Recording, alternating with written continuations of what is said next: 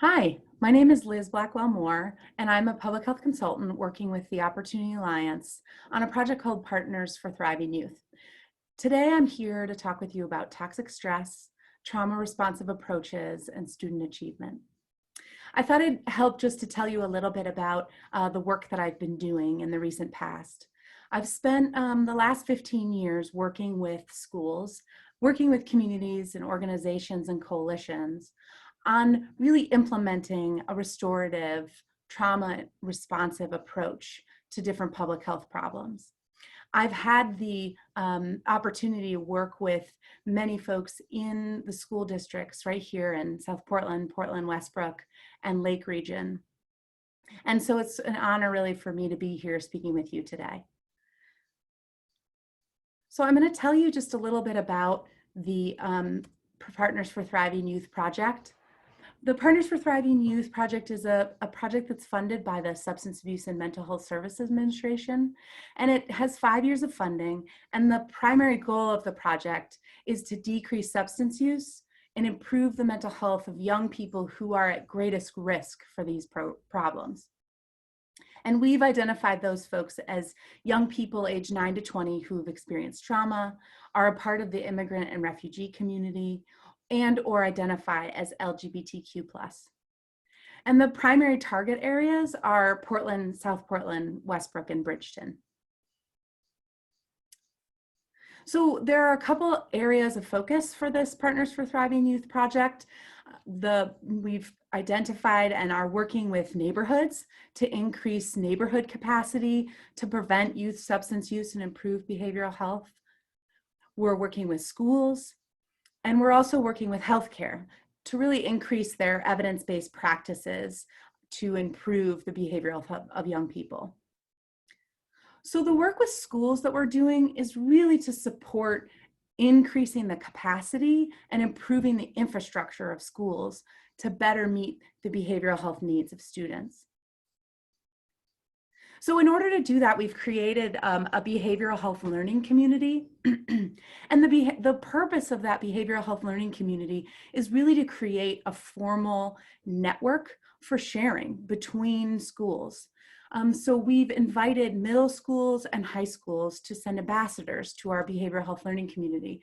And those ambassadors are mostly principals or assistant principals, school social workers, and school counselors from each middle school and high school from those 4 areas.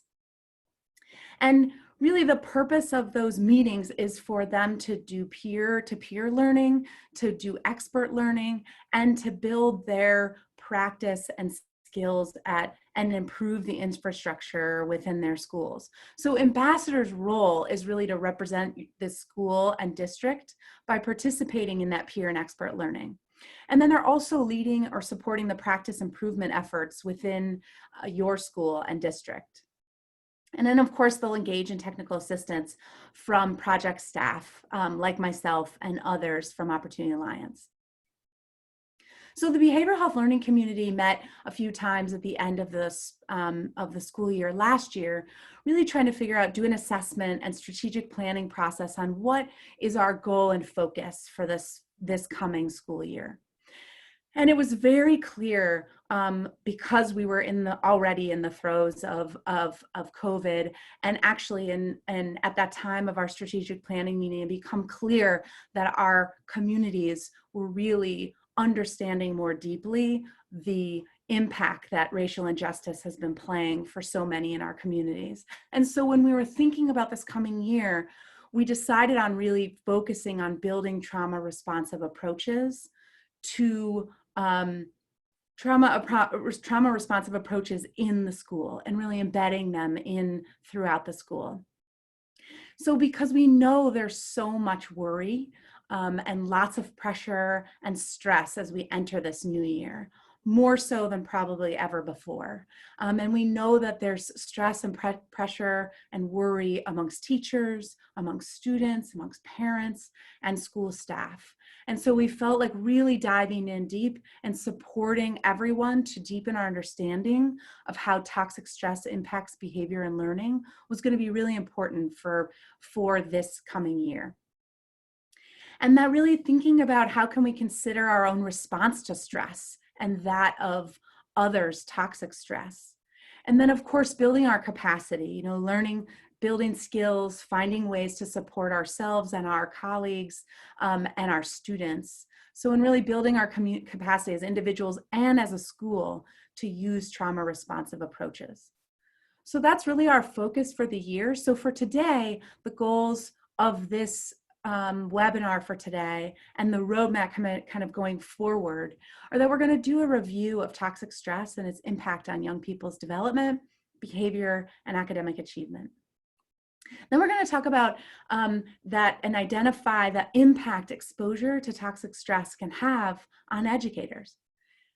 And then we'll work on deepening our understanding of trauma responsive approaches for individual educators, for doing that within a class and doing it school-wide. And lastly, there'll be a discussion. Of course, the discussion cannot happen over webinar, but you will have discussion questions and your school and district has set up ways for you to continue the learning based on this webinar. So to begin, I just want to start by just a reminder to take care. Sometimes, we're talking about toxic stress, we're talking about all the things that can bring up feelings for folks that can be overwhelming or unexpected. So know that there's always this main warm line available to you. It's a line you can call where you can speak to anyone about just as a peer-to-peer, what are things that are going on for you and get some support. So this is always available to you, and just I want to make a reminder of that. So to start, I want to do a little review of the impact of toxic stress. And I think it's really important to start with just basics of brain architecture, because it's really important for us to understand the brain, to understand how toxic stress impacts young people development. And so to begin with, the brain is really built like a house. It's built from the bottom up. So the brain starts with the first thing to be built is really that brainstem, the survival part of the brain. And by about 13, somewhere in there, the emotional systems, the limbic system is fully developed. So that is a place that controls emotion, but it also is really that reward center of the brain. So it's fully developed by 13. The last thing to develop is that front part of the brain. And the front part, being that controls kind of that higher level thinking. But the primary function of the brain is survival. So it always goes back to, and it's the first thing that's developed, is survival. So when we think about how brains develop, they don't develop like hearts and lungs and bones that just kind of happen over time. The brain develops over time and through relationships, experiences, and the environment in which young people live. So we call this serve and return because really they learn through like a tennis match, right? An adult lobs a serve over and the child lobs the ball back. So when they're little, that serve and return looks like a caregiver, maybe making little sounds, coo, coo, coo, and then the baby cooing back. But over time that changes, right? It's becomes the peers, their friends that they interact with. It becomes a broader community of adults and then teachers. And really it becomes the environment in which they live that is directly impacting their brain development and the architecture of their brain. It's not just, new learnings, it's actually the way it's impacting the actual structures and neuroconnectivity in the brain. So I like to, there's a saying that things that fire together wire together. And this essentially is that the brain is making connections from one part of the brain to the next through experiences, through learning and practicing. So the more somebody does something, the stronger that pathway becomes in the brain. So as adults, we have really strong pathways. And it actually is kind of what makes us what you might say is a little more boring, because we do the same things, we make the same decisions over and over, because those pathways are really strong in our brains. Whereas young people don't have really strong pathways, so they might make completely different decisions or act really differently from one day to the next, because they're still really growing those strong pathways. So it makes them really interesting and fun and learning so much. They're learning machines, but it also can put them at, make it so that each day is a little different and put them in taking risks that yesterday didn't seem worth taking, but today do. So remembering that things fire together, wire together, is important for us to understand why it is that experiences and childhood are so important. So the front part of the brain, as I said before, is the last thing to develop. And it's really in charge of reasoning, controlling emotions, and judgment. And it isn't finished developing till around age 25. It takes a really long time for the front part of the brain to be connected to other parts of the brain. So it's not to say that young people don't have the ability to control their emotions or judgment.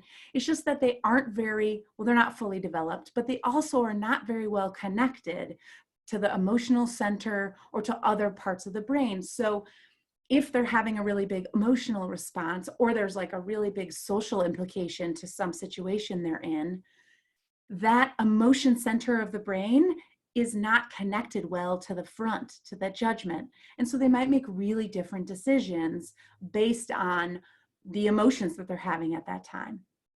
So I think this is kind of a key thing to remember when we're thinking about, gosh, why are they doing what they're doing? Well, it takes a really long time for those pathways to grow strong in the brain. And so they're still working it out. So that front part of the brain is really responsible for executive function. And so the executive function really takes, again, a long time to develop. And these are things like working memory, keeping track of short-term information, paying attention, mental flexibility, being able to shift attention in response to different demands. So for those of you who work with students every day, you know that it can be really challenging for some students to go from, working on a project to shifting to a new project or a new focus that you've given them. Or if they're talking to their friends, for them to stop talking and listen to you. That shift can be difficult, and it's because it's not fully developed yet, and they're really practicing it. And self-control, of course, resisting impulsive actions is very difficult for children because it's not fully developed. And again, all of these things, executive function and self-regulation, take time and they take practice. They don't just happen. It actually takes a lot of practice for people to learn these things. So just to go back to the brainstem and that survival brain, I think it's important to note that because the brain is the key element, or the key function is survival, the brain, when in threat, the survival brain takes over, right? It's the first thing to be developed in the brain because it is essential for the survival of the human to have that.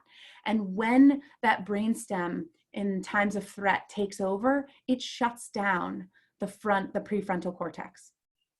So thinking, reasoning, judgment is sort of not online in that moment. What is online is fight, flight, or freeze in those times of threat. So it's kind of important for us when we get into the details of how toxic stress impacts young people. So what I want you to take away from this little section on brain is really that early experiences affect the development of brain architecture, which provide the foundation for future learning, behavior, and health. So moving into adverse childhood experiences, many of you might be familiar with this concept of adverse childhood experiences. For those of you who are not as familiar, it's based off, there was an original study done in the late 1990s that essentially looked at the impact of 3 different types of adverse childhood experiences on health and future well-being. And so they looked at what are, if a person had abuse, neglect, or household dysfunction in their childhood, what were their life outcomes? And what they found at the time was quite shocking, but has now been done over and over in a million different studies. And what we know is that adverse childhood experiences can have long-lasting effects on health, behavior, and life potential. And what all the studies have shown is that the more adverse childhood experiences a person has, the higher their risk for all sorts of health problems, like cancer and depression and obesity and substance use disorders and depression. So as you can see from the little graph on the right, it's like with each adverse childhood experience, the risk for a health problem goes up. And so this has been kind of replicated over and over again, this study. And so I actually wanted to show you this little video that's on how toxic stress derails healthy development.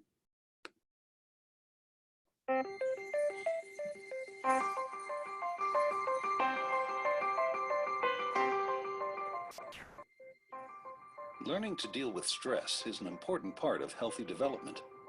When experiencing stress, the stress response system is activated. The body and brain go on alert. There's an adrenaline rush, increased heart rate, and an increase in stress hormone levels. When the stress is relieved after a short time, or a young child receives support from caring adults, the stress response winds down and the body quickly returns to normal. In severe situations, such as ongoing abuse and neglect, where there is no caring adult to act as a buffer against the stress response stays activated. Even when there is no apparent physical harm, the extended absence of response from adults can activate the stress response system. Constant activation of the stress response overloads developing systems, with serious, lifelong consequences for the child. This is known as toxic stress. Over time, this results in a stress response system set permanently on high alert. In the areas of the brain dedicated to learning and reasoning, the neural connections that comprise brain architecture are weaker and fewer in number. Science shows that the prolonged activation of stress hormones in early childhood can actually reduce neural connections in these important areas of the brain at just the time when they should be growing new ones. Toxic stress can be avoided if we ensure that the environments in which children grow and develop are nurturing, stable, and engaging.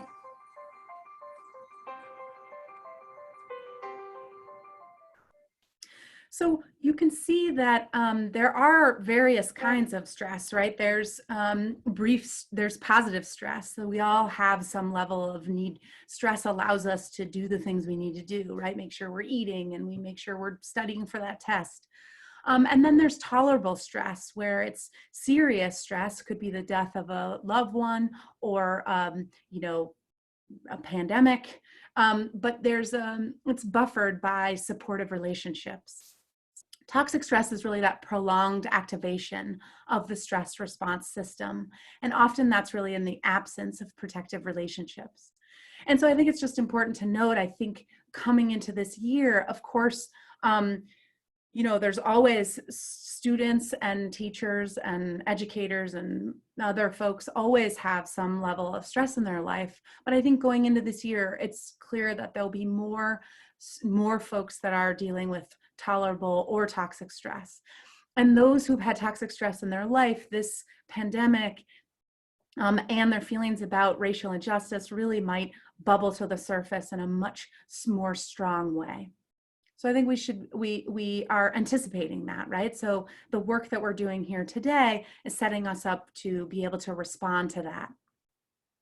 So the prevalence of ACEs in Maine students, we know we've asked the question now on the Maine Integrated Youth Health Survey. And what we found is that 1 in 5 Maine high school students report having experienced 4 or more ACEs. So it's quite common. And while all young people could experience adverse childhood experiences, no matter what their demographics, there are those who are at greater risk for toxic stress. So we know that LGBTQ plus students are more likely to have ACEs. They're more likely to have 4 or more ACEs than those who are do not consider themselves LGBTQ. We know that Black children are disproportionately represented among children with ACEs. So over 6 in 10 have ACEs, which represents almost 20% of all the children in the United States with ACEs. And we know that children in poverty are, so 58% of US children with ACEs live in homes with incomes of less than 200% of the federal poverty level. So what we also know, though, is that identity or ethnicity or demographics do not necessarily cause ACEs. So LGBTQ plus students, for those young people, gender and sexual nonconformity is often recognized by adults before a child might even be aware of their own gender and sexual identity. So adults and peers may use force to censor that nonconformity starting at a really young age. And so that might explain to a certain degree why LGBTQ plus students experience so many ACEs. And Black, Indigenous, and people of color in this country are much more likely to live in poverty, experience discrimination, be housing insecure, and live near facilities that produce hazardous waste and or places that are negatively impacted by climate change. And so what we know from the research that has just a mounting evidence is that adverse childhood experiences are really like the fruit from a tree that's living in the soil of adverse community environments. So, living in poverty or with experiencing discrimination, war, violence, all of those things put your family at greater risk for having adverse childhood experiences. But in and of itself, those adverse community environments can also cause toxic stress. So the ACEs Connection has now created this 3 realms of ACEs because we have so much more, a deeper understanding of the way in which toxic stress can happen and be caused by things that happen in not just in the household, but things that happen in the community and things that happen in the environment, like a pandemic or wildfires or droughts. Like all of those environmental things can cause toxic stress, which impacts learning, development, and health and well-being. So what does this look like in a school? Children who've experienced toxic stress are more likely to have trouble learning and have challenging behaviors in school. They're more likely to do risky behaviors like use substances and get into fights. And they're more likely to experience mental health problems and consider suicide. And they're also more likely to be suspended and expelled and more likely to drop out of school. So, and the more likely to be expelled and drop out of school, in many ways, it's because of the issues, the behaviors, and the problems that they're having that make that more likely to happen. So in many ways, if we think about, go back to, what we know now about toxic stress, is that in some ways, children with the most toxic stress are being punished for their behavior and being kicked out of school because of the toxic stress that they're experiencing. Yes, it's behaviors that they have, but those behaviors are caused by some stress, toxic stress that's happening in their environment, in their homes, and in the community. But what we also know is that people are incredibly resilient, and that resilience gets built in to the DNA of a person. So I want to show you this Science of Resilience video because I think it's a powerfully demonstrates how resilience gets built into the body.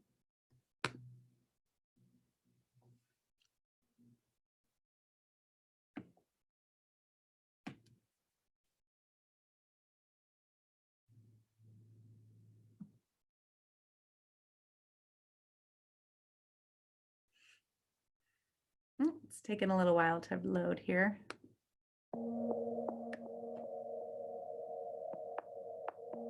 Resilience is the result of a highly interactive process between individual characteristics in the person and the environment in which that individual has developed. It's really the counterbalancing of difficult things that may exist in the child's life with positive things that occur within the family, but even positive things that may exist in the community. An easy way of thinking about resilience is like a scale. with a fulcrum in the middle of it. And there are things on both sides of that scale, experiences of both bad things or good things. Our genes shape where the fulcrum is positioned at the start. There are certain genes that make a child more sensitive to the effects of maltreatment or parental neglect or witnessing violence. The fulcrum may start out kind of more towards one side or more towards the other side, and that's going to make a big difference in terms of how much these subsequent events affect things positively or negatively. Science tells us that experience moves the fulcrum, for better or for worse. Even though we are born with genes, genes will respond differently to certain environmental situations as opposed to others. What the genes are actually doing are turning up or turning down the expression of chemicals in circuits in the brain and the circuitry in the entire body that govern our responses to stress, to anxiety, to depressive symptoms. When positive experiences accumulate and children learn coping skills that help them to manage stress, the fulcrum can slide, so the scale tilts toward positive outcomes more easily. That's what resilience is all about. There's always an adult, or more than one adult, who is key to providing that relationship that helps to build resilience.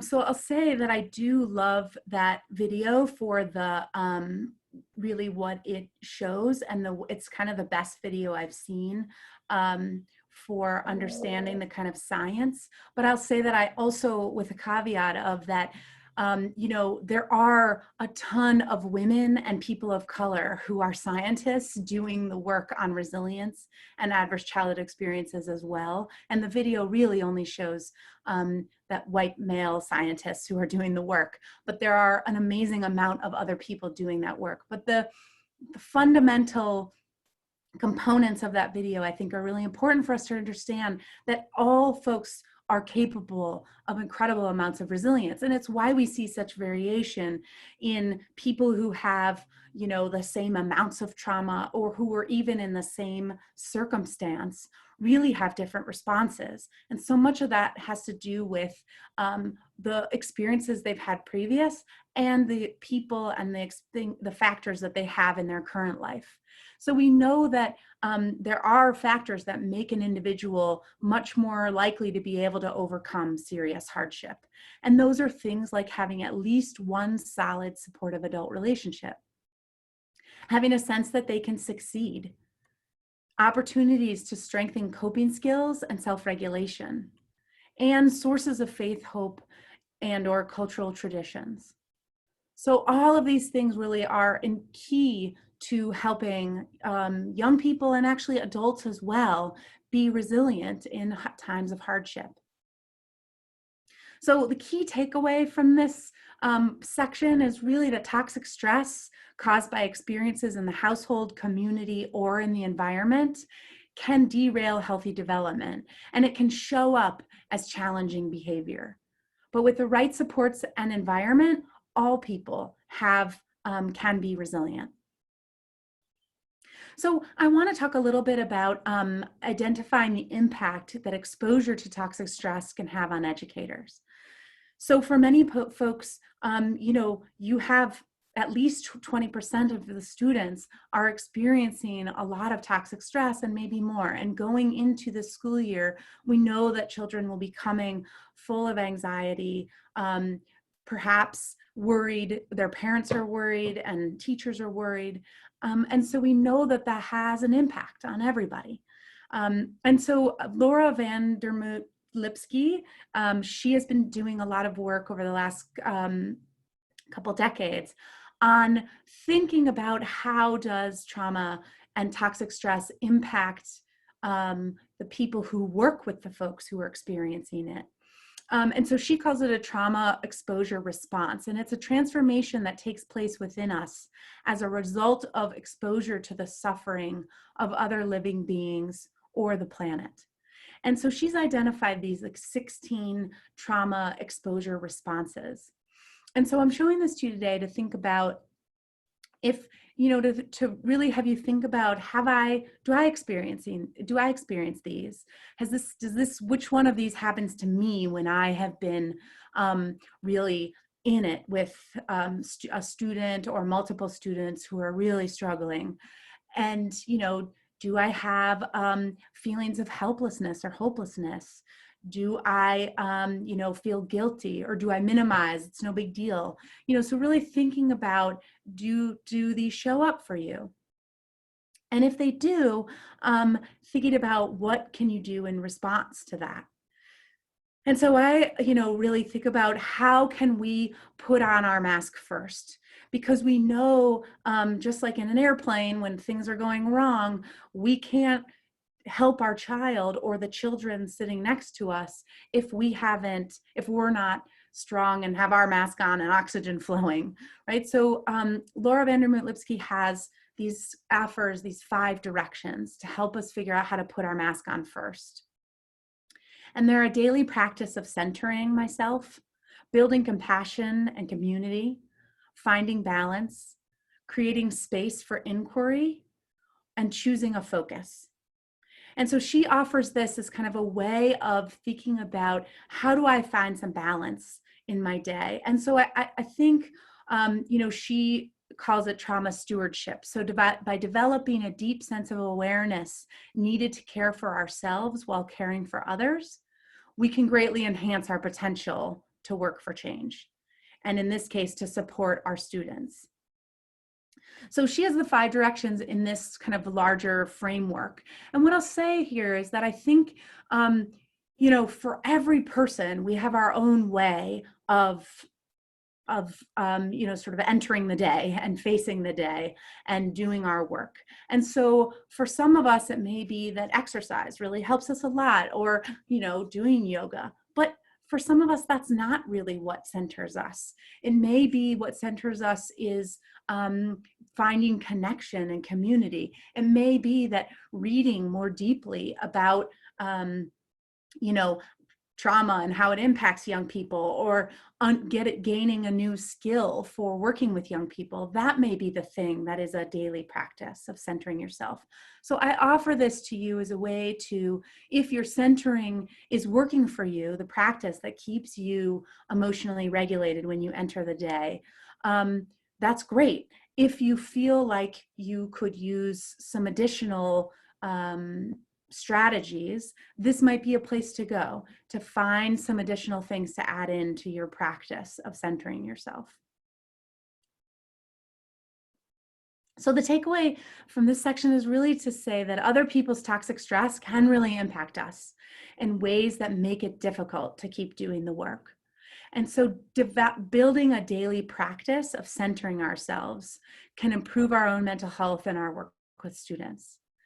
And so I think it's one of those things that the more the environment in which you work is keyed into this, the more it can be helpful for all the individuals there.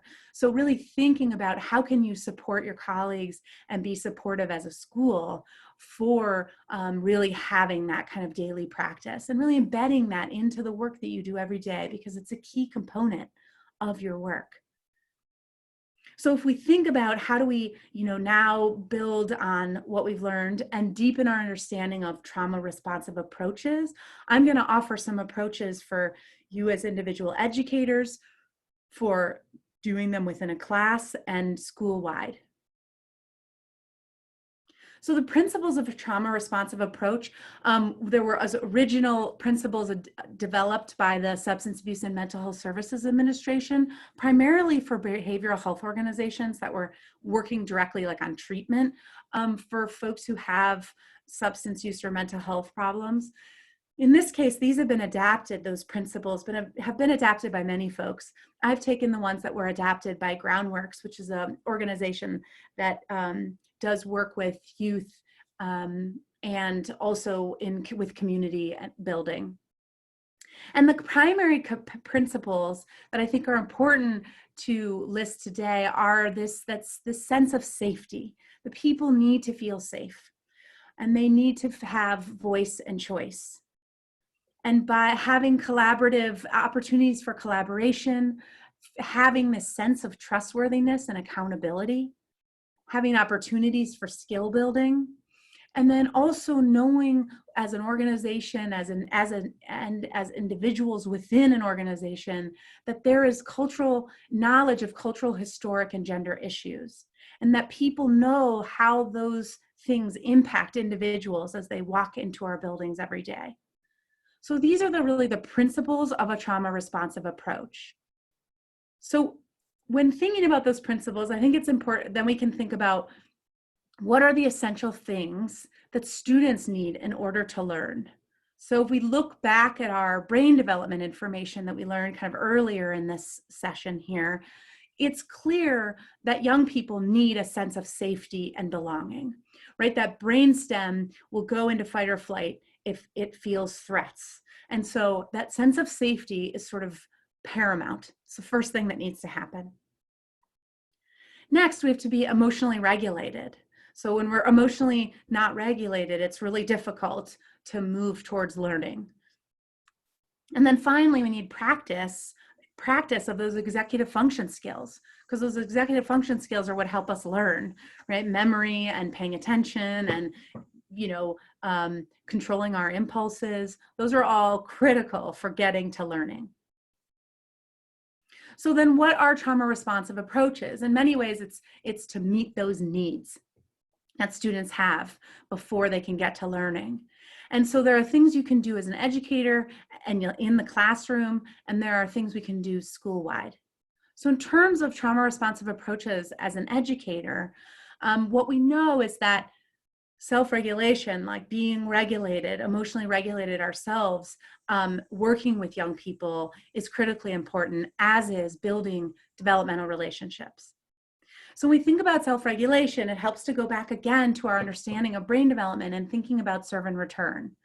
So that idea that young people are watching us and looking at and responding to how we are in the world. So when we're emotionally regulated and model the behavior we want young people to demonstrate, they're more likely to do it. And this has so much to do with how they learn and how their brains are processing their experiences. And what we know that being emotionally regulated is a key element of any de-escalation techniques that we might do in the face of a big issue that a student is having. When we remain calm, we can help move them back towards feeling safe. If we get elevated, they get elevated. So remaining calm and keeping that is how we can support and really is kind of foundational to trauma responsive approaches. And so again, I offer up these 5 directions because I think that it's not only for us to keep doing the work to really have a daily practice, but it's also critical to a trauma and responsive approaches is maintaining that kind of self-regulation. So building developmental relationships is that other key component of a trauma responsive approach. And developmental relationships are not just kind of any old relationship.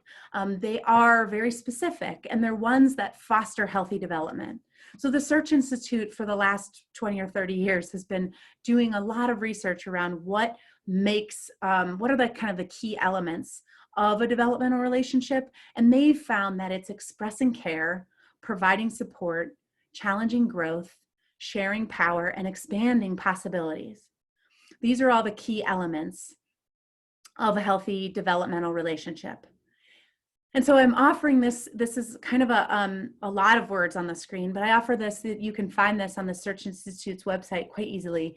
And what they've sort of found is that, these various elements are critical to supporting the healthy development. And some of us are incredibly good at any number of these, right? So some people are extremely good at providing support and expressing care, while others of us might be really good at being inspiring and expanding the possibilities for students. and or challenging growth. I think the idea here is to figure out how can we find a balance? How can we bring in a balance to our relationships with students where yes, we provide support and care, but we also hold them accountable, and we share power, and we make it clear that we deserve respect as much as they do. So it's kind of, finding that balance. And so those developmental relationships are really key to a trauma responsive approach. So trauma responsive approaches that we can move now from that, what we can do as an educator to the class and the school.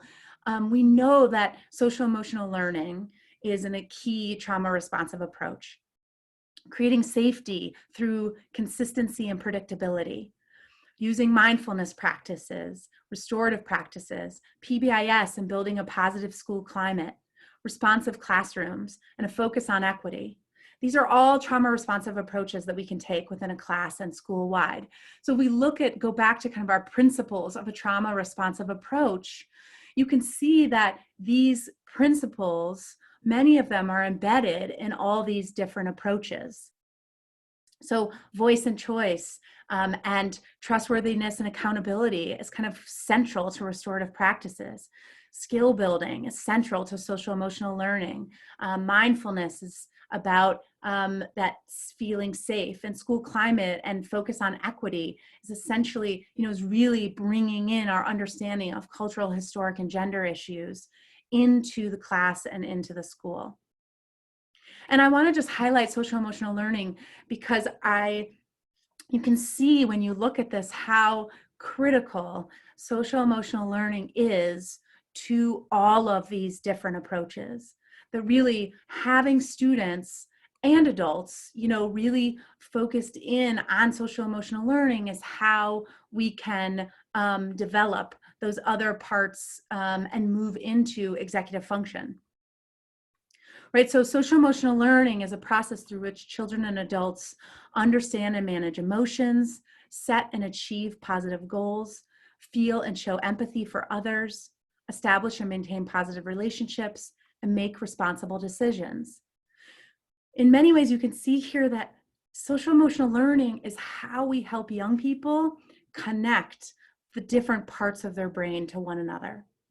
So understanding and manage emotions is helping us really connect our reward center and emotion center of the brain with our thinking and reasoning center.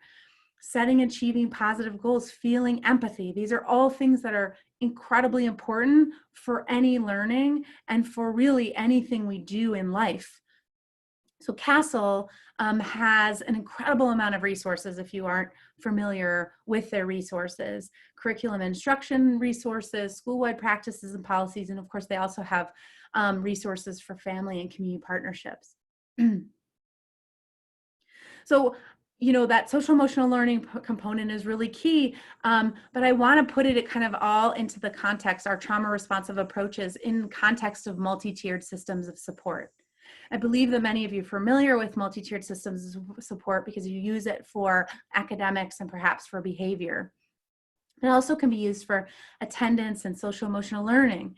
And so our trauma responsive approaches really fit into this multi-tiered system of support really well, because we know if we do some universal work, we can impact 80 to 85% of students will do really well with just those universal strategies. 7 to 10% may need targeted, and 3 to 5% may need really intensive to meet their needs. And much of this might have to do with different learning and developmental phase that students are in, but it also could have to do with the toxic stress that they're experiencing at home, right? So these are responses in these different tiers is really important for getting all of our students to a place of learning and achievement. So some universal trauma responsive approaches, many of these will look really familiar to you because they are essentially the work that you all are doing on school climate and PBIS and restorative practice work. So we can clearly communicate school-wide behavior expectations and have a system for recognizing desired behavior. We can use evidence-based class management, teach emotional, social emotional skills, like embed them into our everyday regular teaching. Have consistent and predictable responses to challenging behavior, using restorative practices instead of punishment. Support LGBTQ plus and Black, Indigenous, people of color student groups, and have a system for collecting, analyzing, and utilizing behavior-related data. So all of these are elements that are necessary or can really support the whole school and all students. So our targeted responses, are those that focus on improving specific skill deficits that a student might have.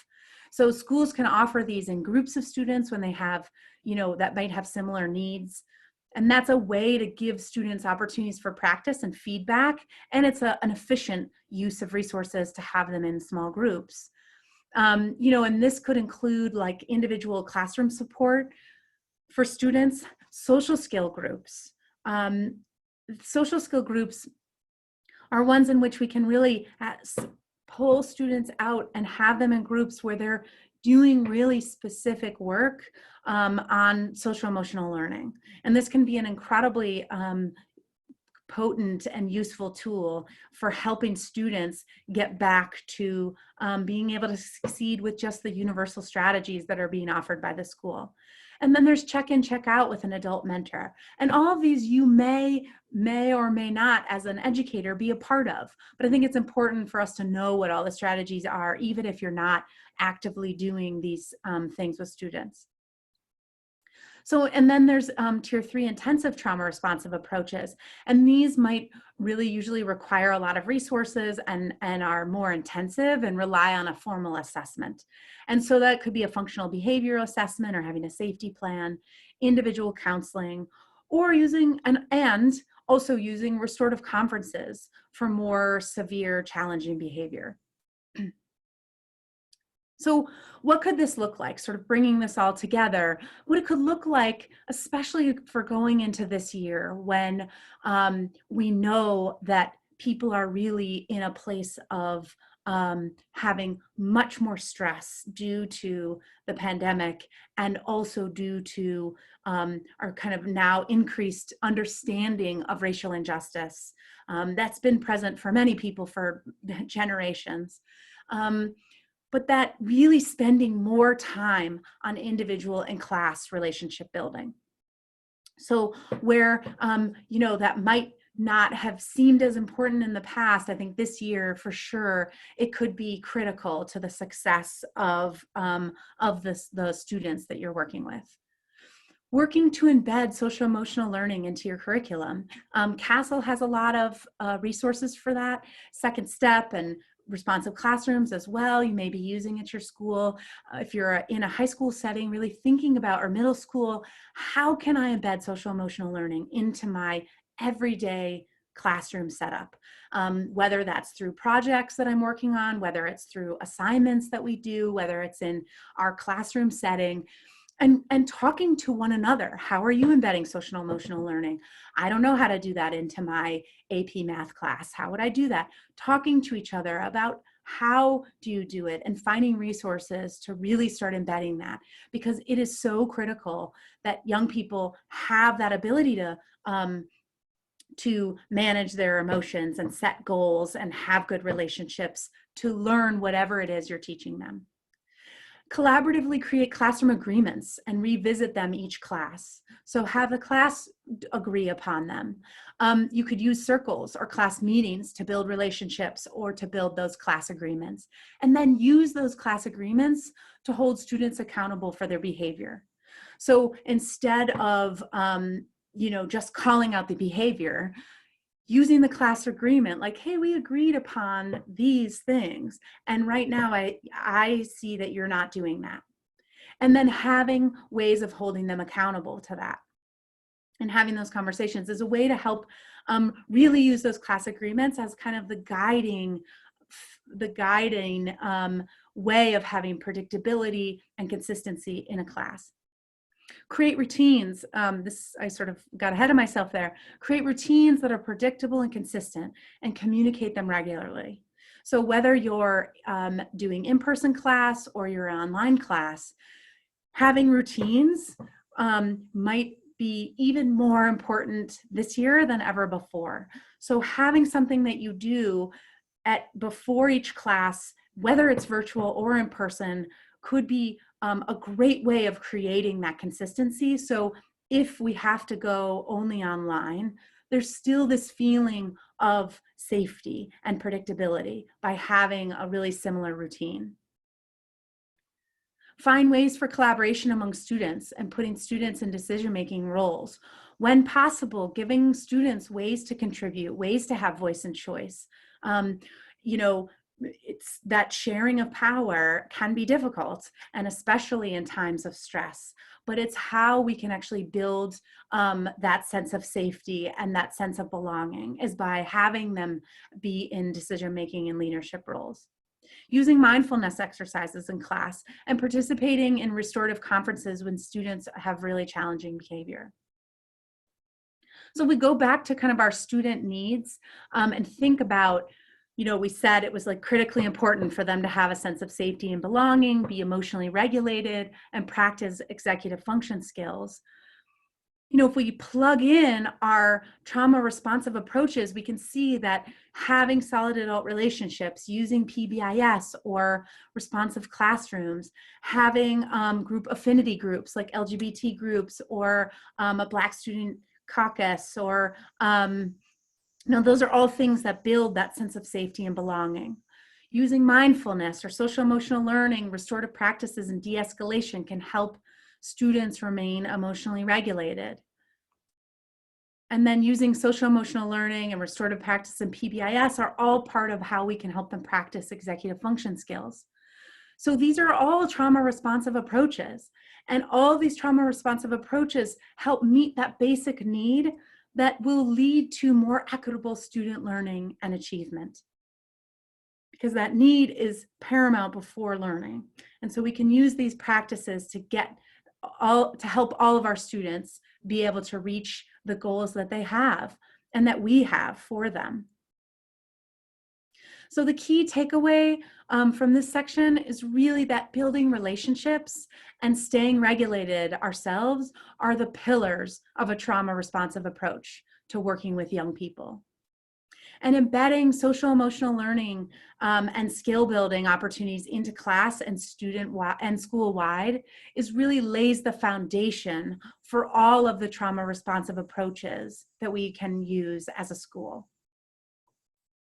So your school may have a specific focus and a specific efforts that you've been working on. So it may be that you're a school that's been really practicing PBIS, or you're a responsive classroom school, or you're a school that's really committing itself to restorative practices or mindfulness.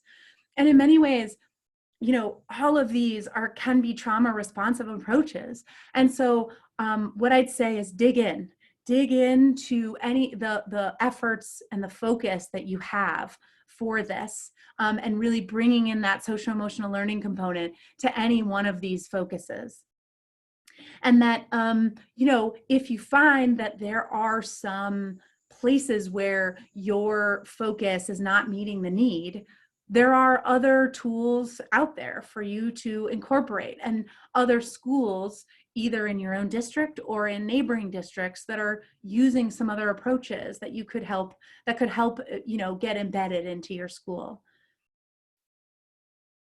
So now what we'd like you to do is we have some discussion questions and a discussion protocol that we'd love for you to do with your fellow colleagues to really dig in a little bit more and think about how does the learnings or the things that you hopefully just learned or took away from this how can we embed that into work that we're doing this year?